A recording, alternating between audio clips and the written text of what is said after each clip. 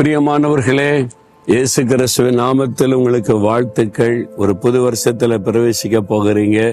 இந்த வருஷத்தின் கடைசி நாளுக்குள்ளே கர்த்தர் நம்மை கொண்டு வந்திருக்கிறார். அவர் செய்த நன்மைகளை நினைத்து அவரை துதிக்கணும். இந்த நாள் முழுவதும் அதிகமா ஆண்டவரை துதித்து கொண்டே இருங்க. எதுக்காக துதிக்கணும் தெரியுமா?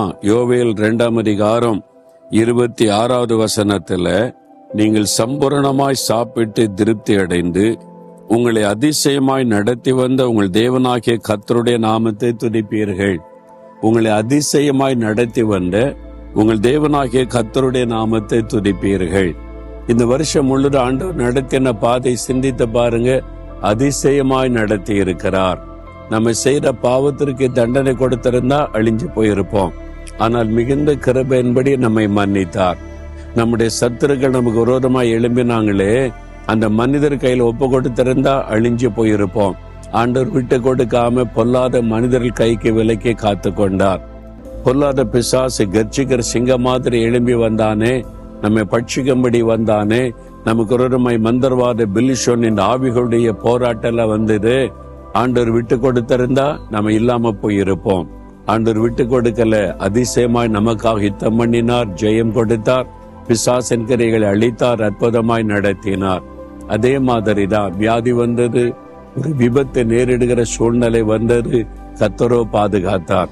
நினைச்சு பாருங்க, எவ்வளவு அதிசயங்கள் அவர் அதிசயமாய் நடத்தி கொண்டு வந்திருக்கிறார்.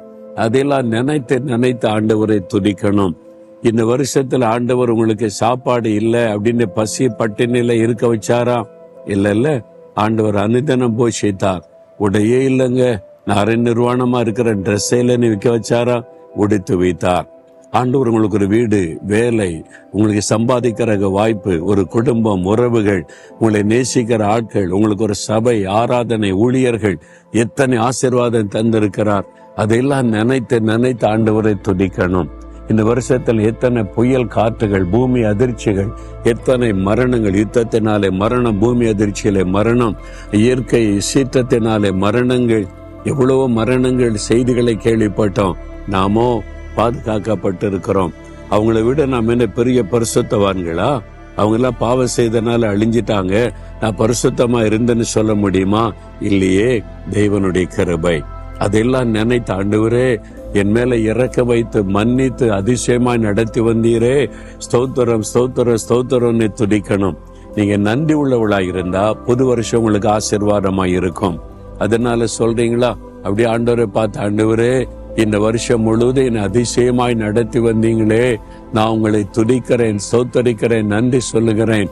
என்னை பாதுகாத்தீங்க, எனக்கு நன்மை செய்தீங்க, என் தேவையை சந்தித்தீங்க, ஆண்டவரே என்னை சுகமாக்கினீங்க, எனக்கு துணை நின்றீங்க. நீங்க செய்த நன்மைகள் எண்ணி முடியாதவைகள். எல்லாவற்றிற்காக ஸ்தோத்திரம் ஸ்தோத்திரம் ஸ்தோத்திரம் என்று உம்மை துதிக்கிறேன். புது வருஷத்திற்கும் எனக்கு நீங்க வைத்திருக்கிற ஆசீர்வாதத்திற்காக இப்பொழுதே உம்மை துதிக்கிறேன்.